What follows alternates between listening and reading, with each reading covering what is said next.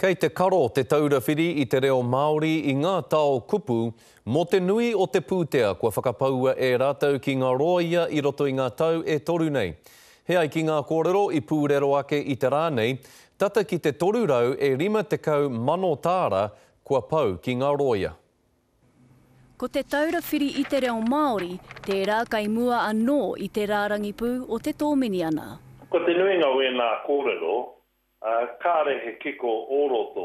Kāre he kiko i tuatu i tēnā i putamai te atanei, e ki ana tata ki te torurau 50,000 tāra ko whakapauhia ki ngā roia. He maha hoki ngā take ne, e hara kē ko te raruraru i tuhia, o ngā raruraru i tuhia ki roto i te tōmini ana.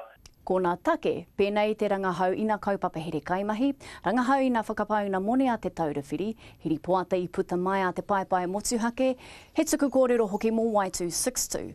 A kua tikina nā tohu mai waho te kamupene, nā te whaeti o ngā kaimahi kai tōna tari. Toko rima nā ripoata e pāna ki te taurawhiri i te reo Māori kua hua mai i ngā newspaper i roto i ngā marama e whākua pahure. Hei tā te tiamana, ko ngā kōrero i mua atu i tēnei rangi, kāre o na kiko.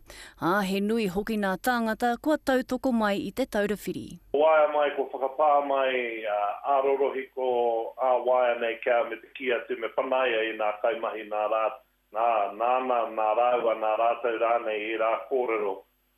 Ki ngā newspaper, kāre he take o ngā kaimahi pēra. Ko tahi noa tōna wangawanga mō wēnei kōrero katoa, ko te takahi i te reo o wā tātou tūpuna. Pe ata Melbourne, te karere.